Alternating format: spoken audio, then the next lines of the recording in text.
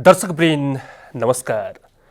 कार्यक्रम सन्दर्भको आजको श्रृङ्खलामा यहाँहरूलाई हार्दिक स्वागत छ। सन्दर्भको आजको श्रृङ्खलामा सत्तासीन दल नेपाल कम्युनिस्ट पार्टी नेकपा भित्र देखिएको विवाद र यो विवादको स्थिति कसरी पैदा भयो, कसरी पार्टीका शीर्षस्थ नेताहरूबीच नेतृत्वबीच मतभेद कायम रह्यो, यी यावत विषयमा आज हामी केलाउने प्रयास गर्छौं र सत्य तथ्य विषयमा आधारित रहेर त्यसको खोजी गर्ने आज हामी प्रयास गर्ने जमर्को गरिरहेका छौं। र पछिल्लो समय प्रधानमन्त्री केपी शर्मा ओली एकलौटी ढङ्गले सरकार सञ्चालन गरेको र यता पार्टीका विधि सिद्धान्त र पद्धतिमा आधारित नभइकन मनमौजी ढङ्गले अगाडि बढेको एक खेमाको आरोप छ भने प्रधानमन्त्री ओलीले सरकारलाई काम गर्ने वातावरण नभएको र भारतीय इसारामा सरकारलाई ढाल्ने, राष्ट्रपतिलाई महाअभियोग लगाउने गरी तयारी गरिएको भन्ने यी दुई टिप्पणीहरू चलिरहँदाखेरि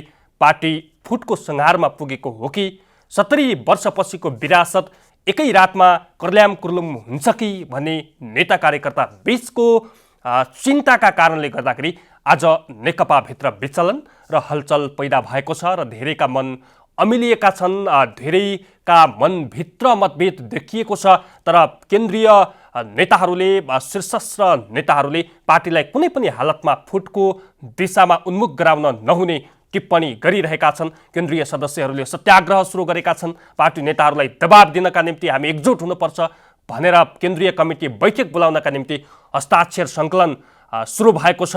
करिब 100 जना भन्दा बढी केन्द्रीय कमिटी सदस्यहरू हस्ताक्षर गरिरहेको यो परिस्थितिमा र आजको दिनमा स्थायी कमिटी बैठक पनि पुनः बोलाइएको छ। अस्तिदेखि स्थायी कमिटी बैठक जारी छ। हिजो मात्रै नेकपाका दुई अध्यक्षबीच बालुवाटारमा भेटवार्ता भएको छ। प्रधानमन्त्रीले शङ्काका भरमा केही प्रश्न अर्का अध्यक्ष पुष्पकमल दाहाल प्रचण्डलाई तिर्स्याउनु भएको छ र दुई बीच सवाल जवाब भएका समाचारहरू आइरहँदाखेरि आजको दिनमा नेकपा भित्रको विवाद के हो र यो विवाद अन्त्य गर्न र यो विवाद समाधान गर्नका निम्ति कुन दिशामा अगाडि बढ्नुपर्छ भन्ने विषयमा हामी बहस गर्दैछौँ र बहसका निम्ति नेकपा स्थायी कमिटी सदस्य डाक्टर भीम रावल आज हाम्रो सम्पर्कमा जोडिनु भएको छ। डाक्टर रावल, यहाँलाई स्वागत छ कार्यक्रम सन्दर्भमा।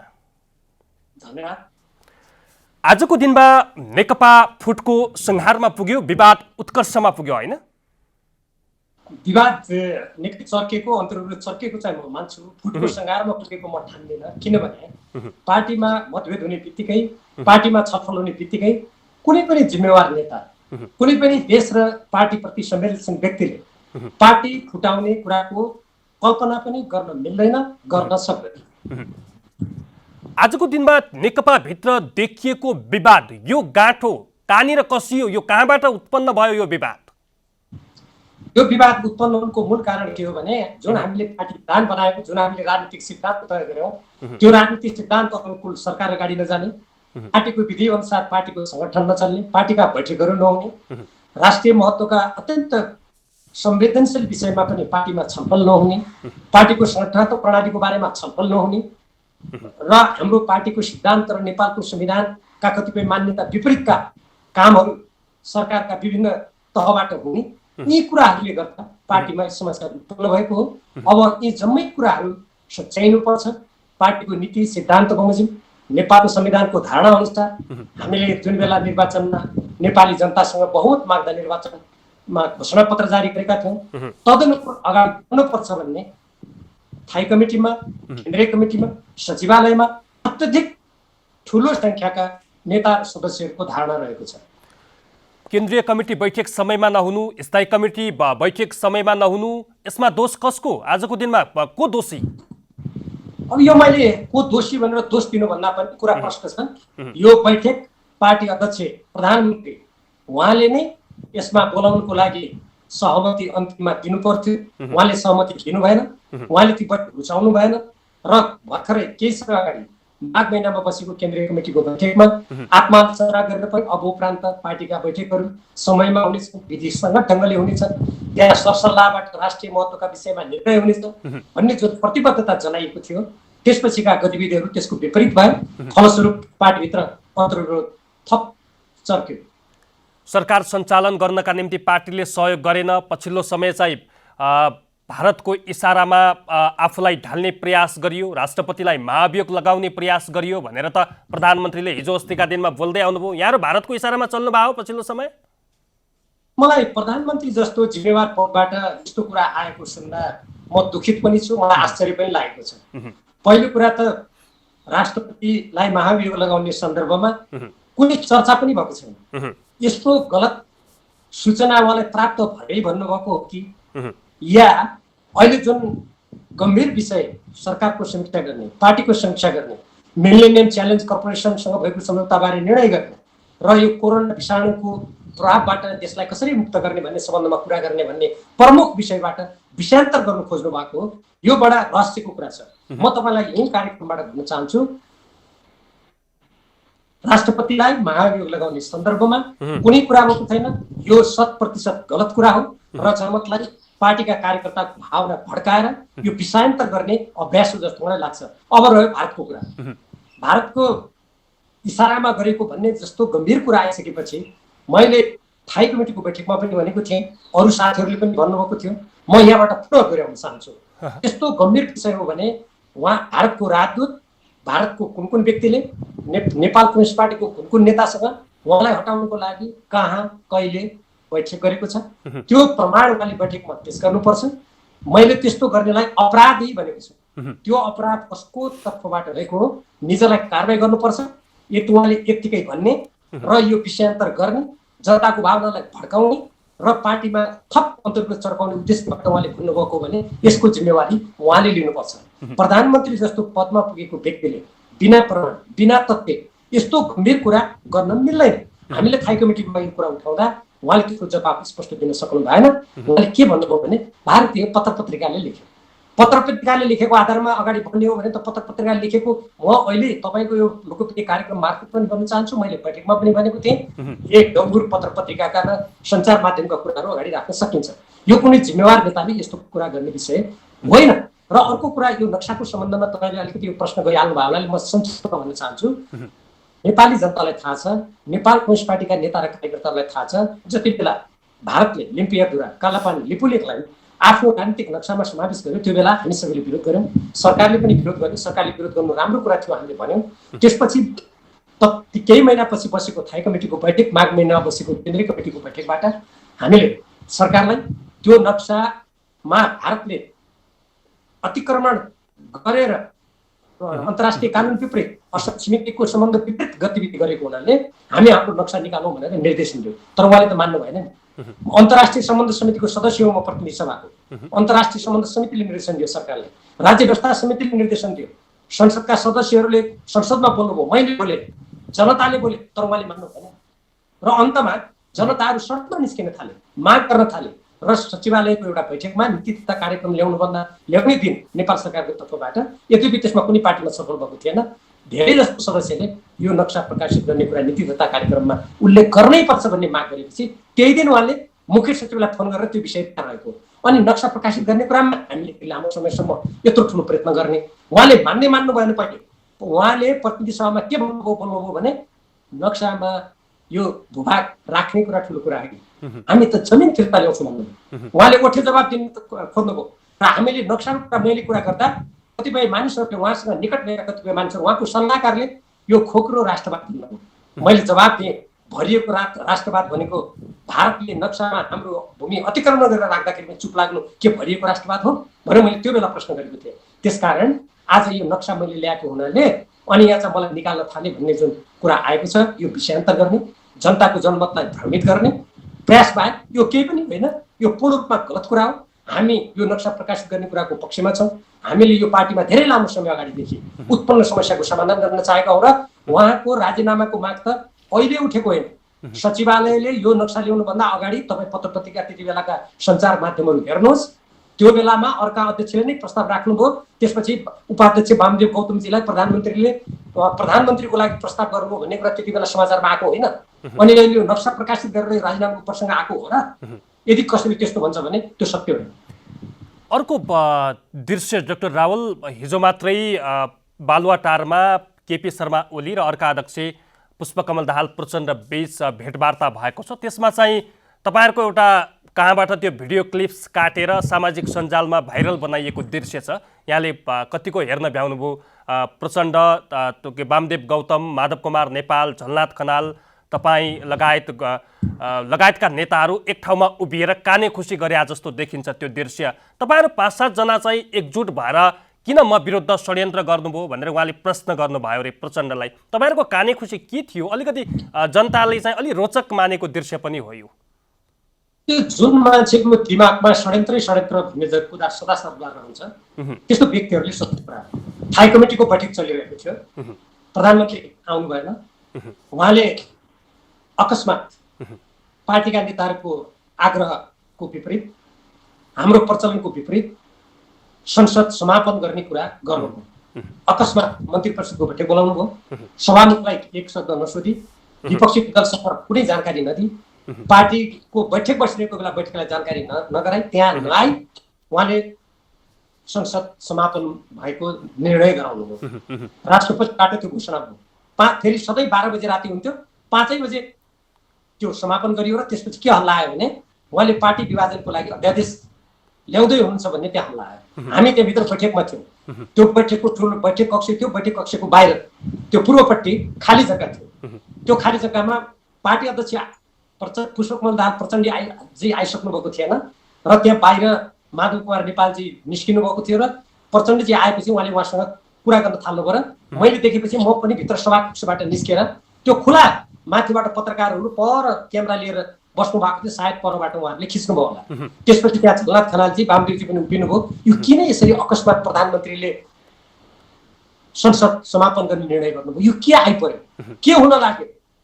मैले त उहाँलाई यो नगर्नुहोस् भनेर भनेको थिएँ भनेर पुष्पकमल दाहाल प्रचण्डजीले हामीलाई त्यहाँ जानकारी गराउनुभयो। अब त्यहाँनिर उभिएको बैठकभित्र नभइरहेको बेलामा खुला रूपमा त्यहाँ सबै पत्रकार, सबै सुरक्षाकर्मीहरू हुनुहुन्थ्यो।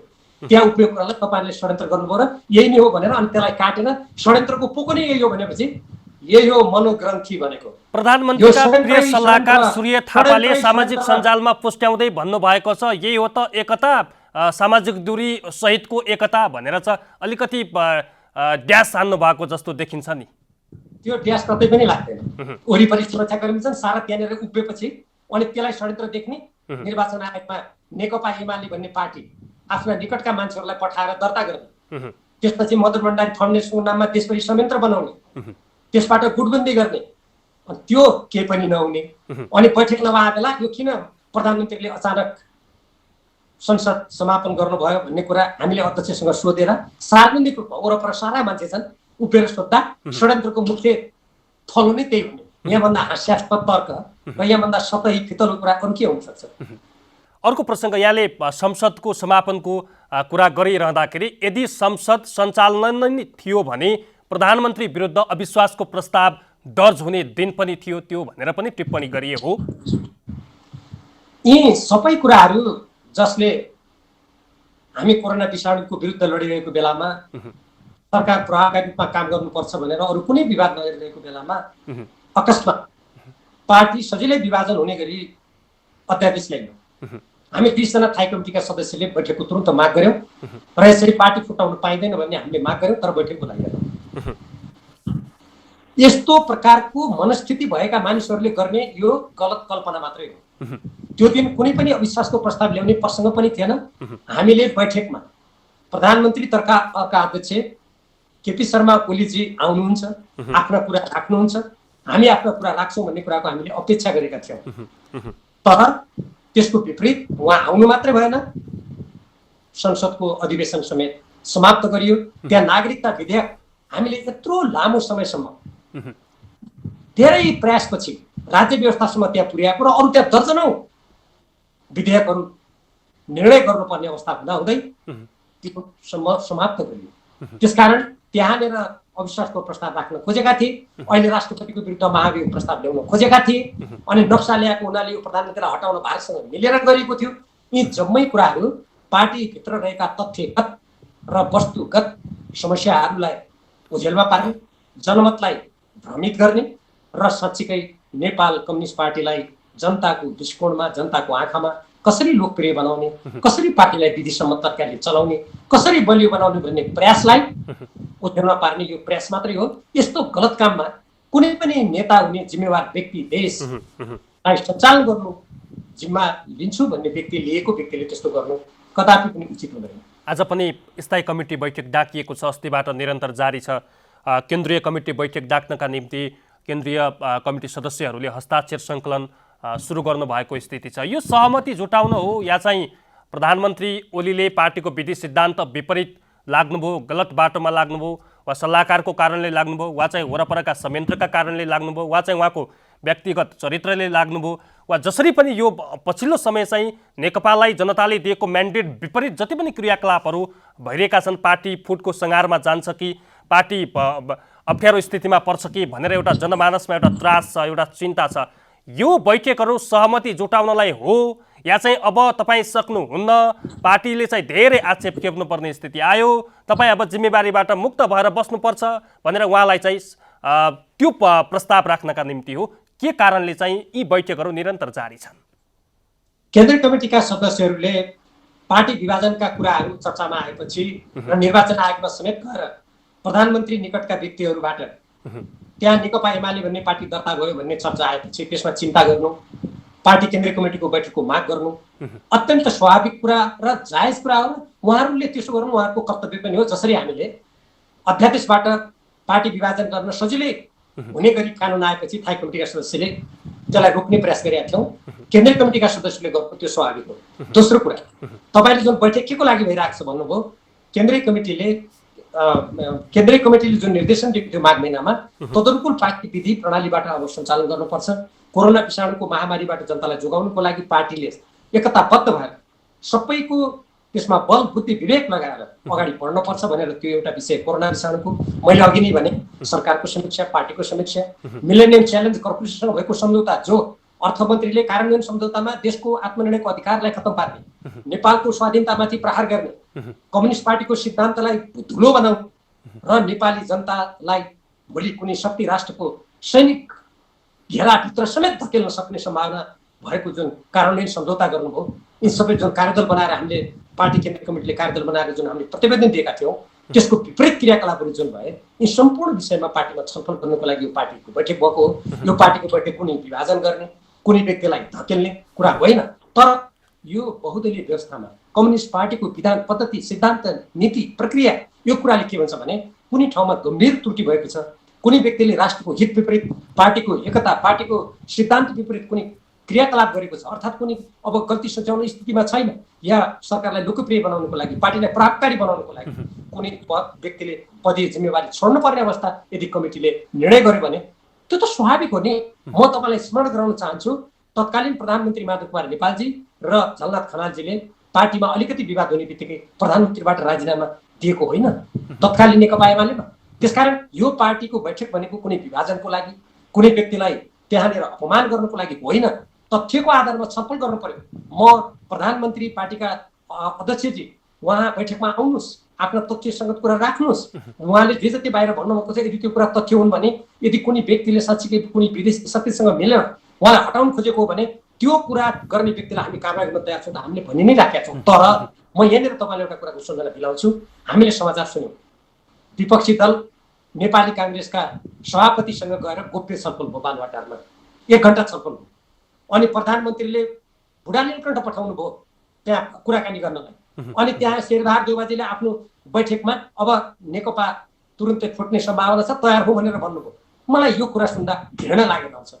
विगतमा सत्ताको खेल खेल्नेहरूले अनेक पार्टीहरूसँग मिलेर पार्टी फुटाए, त्यहाँनिर सत्ताको खेलमा 12 वर्षमा 12 जनाभन्दा बढी प्रधानमन्त्री भए, देश थिलथिलो भयो, राष्ट्र अपमानित भयो, विदेशी हस्तक्षेप बढ्यो।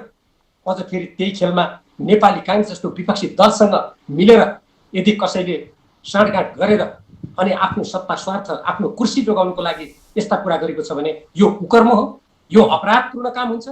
नेपाल कम्युनिस्ट पार्टीका कार्यकर्तालाई विश्वास गर्नु पर्यो, यसको विधानमा विश्वास गर्नु पर्यो, यसको प्रक्रिया अवलम्बन गर्नु पर्यो, यसका लाखौँ कार्यकर्ताहरूको एकताको भावनाको सम्मान गर्नु पर्यो। तर अनि त्यो तदनुकूल पार्टीको निर्णय मानेर जानु पर्यो।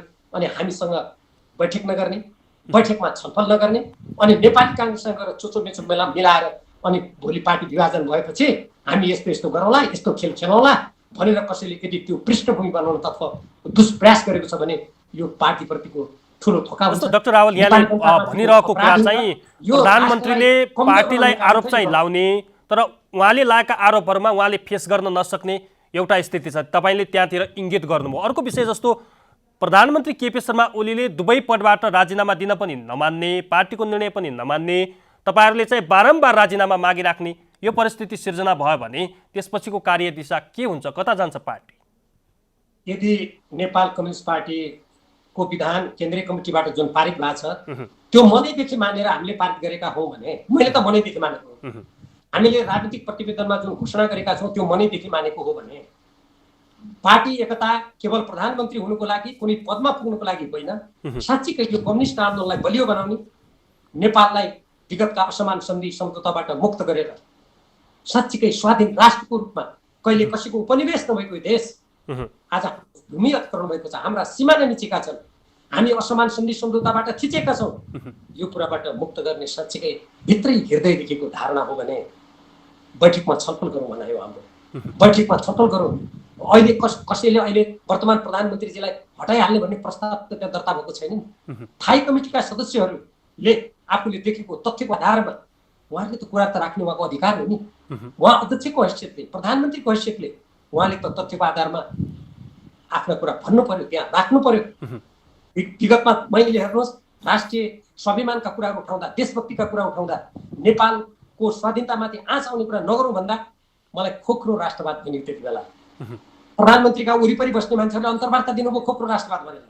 अनि आज नेपालको नक्सा मैले ल्याएको थिएँ भने तर भारतसँग मिलेर मलाई हटाउन थाले, राष्ट्रघाती काम गर्न थाले भनेर निराधार कुरा गर्दा, अनि हिजोको मैले राष्ट्र देशभक्तिको कुरा गर्दा भनेका कुराहरूको स्मरण होला नि। तर म त्यसरी कुनै कोठे जवाब दिन चाहन्न। म के मात्रै भन्न चाहन्छु भने चाहे त्यो राष्ट्रिय हितको विषय होस्, चाहे पार्टीका समस्याहरू हुन्, पार्टीको बैठकमा बस्छौँ। त्यो छलफलको विषय होला। पार्टीको बैठकमा चाहिँ उहाँले आउने, छलफल गर्ने, आफ्ना कुराहरू राख्ने र चाहिँ उहाँले तपाईँहरूले लगाएका आरोपहरूमा फेस गर्ने एउटा प्रसङ्ग रहला। यदि उहाँले राजीनामा दिनै दिनु भएन, यो विवाद समाधान गर्नका निम्ति उहाँ अग्रसर हुनै भएन भनेको स्थिति के हुन्छ? प्रधानमन्त्रीज्यूले आजको दिनमा राजीनामा दिनुहुन्छ? अहिले त बैठकमा थाई कमिटीका सदस्य नेताहरूबाट आफ्ना धारणा व्यक्त हुने कुरा मात्रै भइरहेछ। त्यहाँ कुनै प्रस्ताव आएर अब प्रधानमन्त्रीजीले अध्यक्ष पदबाट, प्रधानमन्त्रीबाट राजीनामा गर्नु पर्यो भनेर निर्णय गर्नुको लागि प्रस्ताव त पेश भएको छैन नि। अनि थाई कमिटीका सदस्यले आफूले देखेको कुरा, पार्टीमा उत्पन्न विकृति, सरकार सञ्चालनमा रहेका गल्ती कमीहरू, जनताले उठाएका विषयहरूलाई त्यहाँ बोल्दैमा अनि पार्टीको एउटा नेता, अध्यक्ष, देशको सञ्चालनको जिम्मा लिएको प्रधानमन्त्रीले बैठक छोडेर हिँड्न मिल्छ? मेरो कसैले आलोचना गर्यो भने मैले बैठक छोडेर हिँड्न मिल्छ कि मैले त्यहाँ कुरा सुन्ने र तथ्यको आधारमा तपाईँहरूले भने जस्तो होइन, तथ्य यो हो भनेर प्रमाणित गर्ने र बहुमतको विश्वास लिने, त्यो गर्न मिल्दैन। र अर्को कुरा म यही प्रसङ्गमा तपाईँलाई भनिहाल्छु, कतिपय मानिसहरूले यही प्रसङ्गमा के भनेका छन् भने पार्टीले अहिले अध्यक्ष पद हटाउन सक्दैन, पार्टीबाट हटाउन मिल्दैन, किनभने अधिवेशनबाट निर्वाचित अध्यक्ष हो भनेर उहाँ हुनुहुन्छ भनेर भनेका छन्। म स्मरण गराउन चाहन्छु, यद्यपि अहिले अध्यक्षबाट हट्ने कि प्रधानमन्त्रीबाट हट्ने कि के गर्ने कि यो जिम्मा कसले लिने, पार्टीमाथि आएका समस्या, सरकारका बारेमा जनताको गरेको गम्भीर आलोचनाहरूको जिम्मा कसले लिने, यो त बैठकले निर्णय गर्ला, त्यहाँ छलफल होला। तर म एउटा कुरा स्मरण गराउन के चाहन्छु भने यदि तत्कालीन नेकपा एमालेको 9 महाधिवेशनबाट निर्वाचित अध्यक्षलाई त्यही बेलाको जुन पार्टी महाधिवेशनको जनादेश भनौँ त्यसलाई, त्यसको स्वीकृति हो, त्यो स्वीकृति विपरीत हटाउनु मिल्दैन भने म स्मरण गराउन चाहन्छु विनम्रतापूर्वक, म पनि 9 महाधिवेशनबाट सबभन्दा बढी मत ल्याएर निर्वाचित उपाध्यक्ष थिएँ। म मात्रै होइन, म लगायत अरू साथीहरू उपाध्यक्षमा निर्वाचित हुनुभएको थियो, महासचिव निर्वाचित हुनुभएको थियो, उपमहासचिव हुनुहुन्थ्यो, सचिवहरू हुनुहुन्थ्यो र कैयौँ हामी निर्वाचित पदाधिकारीले वर्तमान प्रधानमन्त्रीले अध्यक्षको हैसियतमा ल्याएको मतभन्दा धेरै मत ल्याएका थियौँ। अब हामीले त्यो पदको दाबी गर्ने कि नगर्ने त? अनि हाम्रो पद किन हटाएको? त्यसकारण यस्ता तर्क गरेर जनताको मतलाई, जनताको भावनालाई अन्त डोर्याउन मिल्दैन। यो नेपाल कम्युनिस्ट पार्टी हो, नेपाल कम्युनिस्ट पार्टीको छुट्टै विधान बनिसक्यो, दुईटा ठुला पार्टी बनेर एकीकरण भइसक्यो, यसको घोषणा छ। त्यसकारण मेरो आग्रह सबैलाई के छ भने हामी पार्टीका नीति, सिद्धान्त, घोषणा, विधान अनुसार अगाडि जाउँ र सहमति हुने ठाउँमा सहमति गरौँ। सहमति नै गर्नु राम्रो कुरा हो, म त्यसको पक्षमा छु। तर सहमति हुनै सकेन भने पार्टी फुटाउँछु भन्ने जस्तो पार्टीलाई धोका दिने, जनतालाई धोका दिने देश र जनतालाई पुनः पुरानै विकृतिको हालतिर धकेलेर नेपाली जनतालाई रुवाउने, नेपाल कम्युनिस्ट पार्टीका कार्यकर्तालाई अस्तव्यस्त पार्ने अपराधपूर्ण क्रियाकलापमा कुनै पनि व्यक्ति नलागौँ भन्ने मेरो आग्रह हो। हामी अन्तमा छौँ, यो निचोडमा कन्क्लुजनमा आउँ। पार्टीका शीर्षस्थ नेताहरूले प्रधानमन्त्री केपी शर्मा ओलीले दुवै पदबाट राजीनामा दिनुपर्छ भनेर उहाँले माग गरिरहनु भएको छ। अध्यक्ष पुष्पकमल दाहाल प्रचण्डले पनि बैठकमै तपाईँले दुवै पदबाट राजीनामा मैले मागेको हो, भारतले राजीनामा मागेको होइन भनेर प्रश्न पारिसक्नु भएको छ। आजको दिनमा अबको निर्णायक भूमिका चाहिँ कसरी अगाडि बढ्छ? आजको दिनमा प्रधानमन्त्रीको राजीनामा नै विवादको समाधान हो कि यो भित्र अन्य रहस्यहरू छन् कि? छोटोमा म छोटोमा के भन्न चाहन्छु भने अहिलेको विषयलाई कसैले पदसँग मात्रै जोडेर हेर्छ भने त्यो गलत हो। हाम्रो पार्टीको सिद्धान्त नीति, मैले मिलेनियम च्यालेन्जर कर्पोरेसनसँग सम्झौता भएकोदेखि लिएर संयुक्त सैनिक अभ्यासदेखि लिएर आइफाडदेखि लिएर विषादीदेखि लिएर कयौँ कुराहरू मैले उठाएको छु। यी विषयका कुराहरू अहिलेको विषय भनेको पार्टी विधि पद्धति हाम्रो सिद्धान्त नीति अनुरूप चलाउनु पर्यो। त्यहाँ समस्या देखिए र हाम्रो परराष्ट्र नीति स्वतन्त्र जुन परराष्ट्र नीति छ त्यहाँ समस्या देखिए। हामी चीन र भारत जस्ता विशाल देशहरूको बिचमा रहेको हाम्रो सिमाना भारतले अतिक्रमित गरेको छ, त्यहाँ समस्या छन्। प्रबुद्ध व्यक्ति समूहको प्रतिवेदन तयार भएको कति भइसक्यो, भारतले स्वीकार गरिरहेको छैन। त्यो कालापानीबाट भारतीय फौजलाई हटाउनु पर्ने चुनौती हाम्रो अगाडि छ। प्रधानमन्त्रीले यी सम्पूर्ण कुरा समेटेर कार्यक्रम ल्याउनु पर्यो, उहाँले ल्याउनु भएन। त्यसकारण यो राजनीतिक संगठनात्मक विधिसँग सम्बन्धित विषयहरू छन्। यी समस्या समाधान गर्नेमा कसैले पद छोड्नु पर्ने आवश्यकता पर्यो भन्ने कमिटीलाई लाग्यो भने त्यो पनि गर्नु पर्ला। तर यो यदि कसैले यो पदको लेनदेन मात्रै हो, अमुक व्यक्तिलाई मन्त्री दिएपछि अमुक व्यक्ति पदमा पुगेपछि यो समस्या समाधान हुन्छ भन्ने कसैले सोचेको छ भने त्यो गलत हो। र म यहाँ दोहोऱ्याएर भन्न चाहन्छु, व्यक्तिभन्दा पार्टी ठुलो छ, पार्टीभन्दा देश ठुलो छ। देशको सर्वोपरि हितभन्दा पार्टीभन्दा माथि, पार्टीको विधानभन्दा माथि कुनै व्यक्तिलाई राख्ने चिन्तन कसैले राख्छ भने त्यो निरङ्कुश प्रवृत्ति हो, त्यो सामन्ती प्रवृत्ति हो। त्यो प्रवृत्तिबाट नेपाल कम्युनिस्ट पार्टीले मुक्तिको लागि उहिल्यै घोषणा गरिसकेको छ। त्यो बाटोमा गयो भने समस्या समाधान हुन्छन्। हामी त्यो अब हामी पार्टीको विधान अनुसार जाने, राष्ट्रको हितलाई सर्वोपरि राख्ने, पार्टीको एकतालाई सर्वोपरि राख्ने, जनता पार्टी र कार्यकर्ताको भावनालाई सम्मान गरेर हामी अगाडि बढ्यौँ भने मलाई लाग्छ आजकै थाई कमिटीमा पनि हामी निकास निकाल्न सक्दछौँ, हामी समस्या समाधान गर्न सक्छौँ। अहिलेको आवश्यकता भनेको पार्टीमा एकता कायम गर्नु, गुटफुटबाट बस्नु, पार्टीको नीति सिद्धान्त विधिबाट राष्ट्रको हितलाई सर्वोपरि राखेर नेपाली जनताको स्वाधीनता स्वाभिमानलाई चोक्न नदिएर अगाडि बढ्नु नै आवश्यकता हो। त्यो बाटोमा अगाडि गयो भने मलाई लाग्छ हाम्रा पार्टी अध्यक्ष, प्रधानमन्त्री लगायत अर्का अध्यक्ष, हामी सबैको बिचमा राम्रो समझदारी कायम हुन्छ। हस् डाक्टर रावल, महत्त्वपूर्ण समय संवादका लागि म यहाँलाई धेरै धेरै धन्यवाद दिन चाहन्छु। धन्यवाद।